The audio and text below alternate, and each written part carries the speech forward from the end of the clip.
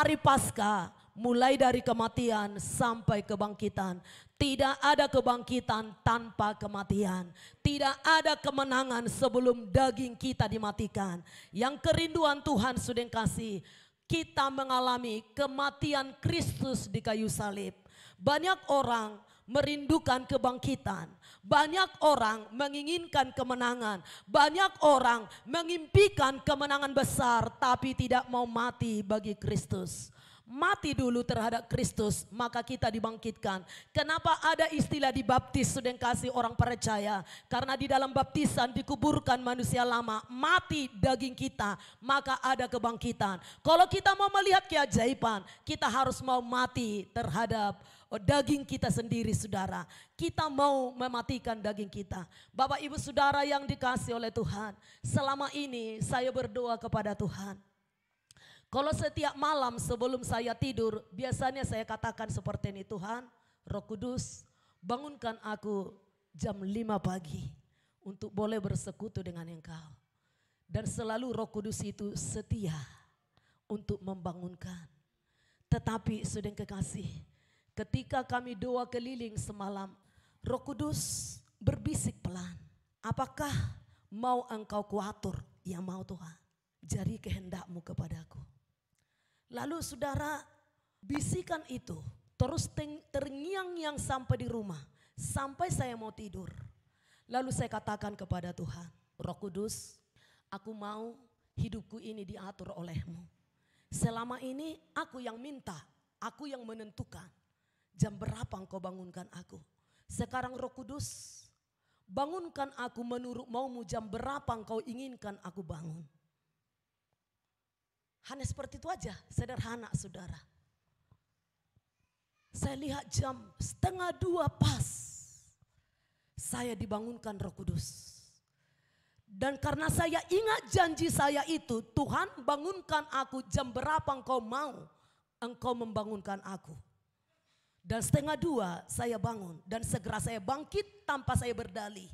Biasanya saudara, saya berdalih sama Tuhan, Tuhan masih 1:30. Masih jam 3, masih jam 4, 1 jam lagi Tuhan, 1 jam lagi. Tetapi kali ini saya katakan, iya Tuhan. Saya langsung berdiri, saya bangkit, saya berdoa. Mulai dari 1:30 sampai jam 3 tadi pagi, saya berdoa.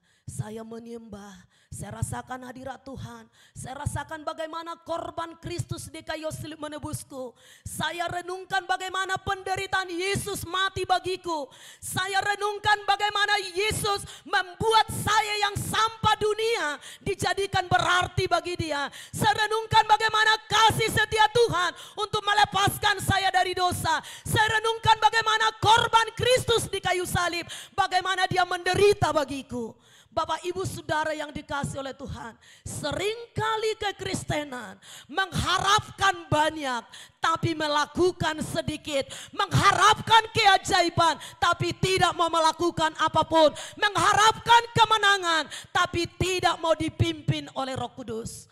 Mari kita bertumbuh Bapak Ibu di hari Paskah ini, di hari pengorbanan Kristus masih di kayu salib, saudara, mencurahkan darahnya buat kita, mencurahkan darahnya dalam hidup kita. Bukan saja darah Yesus dicurahkan ketika Dia disalibkan, bukan saja darah Yesus tercurah ketika Dia dicambuk, tetapi sejak dari Taman Getsemani, darah Yesus sudah tercurah melalui pori-porinya.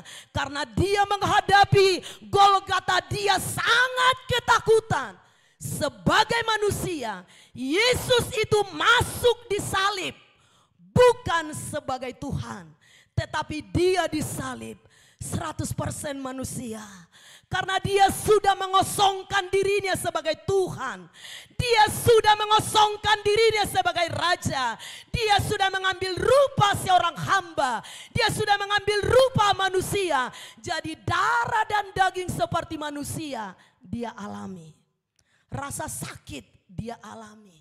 Rasa takut Dia alami, rasa cemas Dia alami, rasa kesedihan benar-benar dialami oleh Yesus. Itulah membuktikan Dia 100% manusia ketika dia di bumi ini. Jadi kalau banyak orang Kristen berkata, ya wajar dong Yesus sanggup melakukan, dia Tuhan. Tetapi dia disalib bukan sebagai Tuhan, tetapi dia sebagai manusia menggantikan kita yang berdosa. Di kayu salib dia benar-benar merasakan, sebelum masuk dia disalib, dia sudah ketakutan di Taman Getsemani. Dia gemetaran, dia merintih, memohon anugerah dari Bapa. Kalau boleh, cawan itu lalu daripadanya. Saking takutnya Yesus, pembuluh darahnya pecah. Ketakutan tingkat tinggi dialami oleh Yesus. Makanya pembuluh darahnya pecah. Sehingga darinya keluarlah darah. Di Taman Getsemani, Yesus sudah mengeluarkan darah untuk korban bagi kita, saudara kasih. Jadi kalau ketakutanmu masih ada sampai sekarang, engkau belum percaya penebusan Yesus.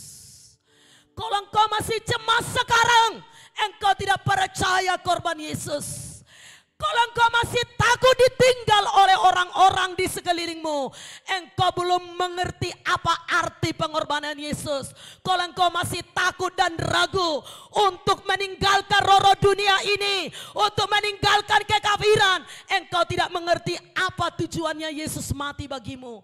Engkau hanya tahu Yesus itu mati supaya dosamu diampuni. Engkau hanya tahu solo rumah tanggamu supaya baik. Engkau hanya tahu supaya penyakitmu sembuh, tetapi kita enggak tahu tujuan Yesus yang terutama, menyembuhkan orang sakit, melepaskan setiap yang terikat, melepaskan setiap orang yang tidak punya pengharapan, merangkul orang yang susah, merangkul orang-orang yang terbelenggu supaya mereka dilepaskan, yang mengakibatkan iblis marah besar.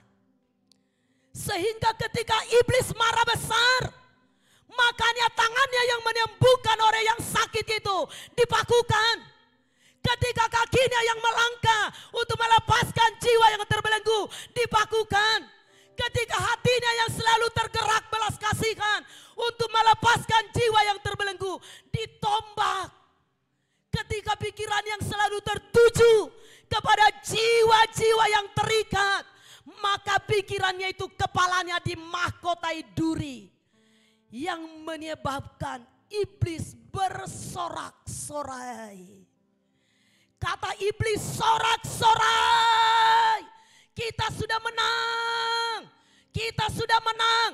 Iblis berpesta, iblis saling kirim-kirim hadiah, iblis benar-benar pesta ria di mana-mana. Karena Yesus mati. Tetapi kematian Yesus bukanlah akhir dari segala sesuatu. Tetapi kematian Yesus awal dari segala kemenangan. Kematian Yesus adalah mukjizat yang terbesar terjadi di bumi. Kematian Yesus mematahkan setiap belenggu. Kematian Yesus mematahkan setiap kutuk. Kematian Yesus sudah kasih melepaskan kita dari semua dosa.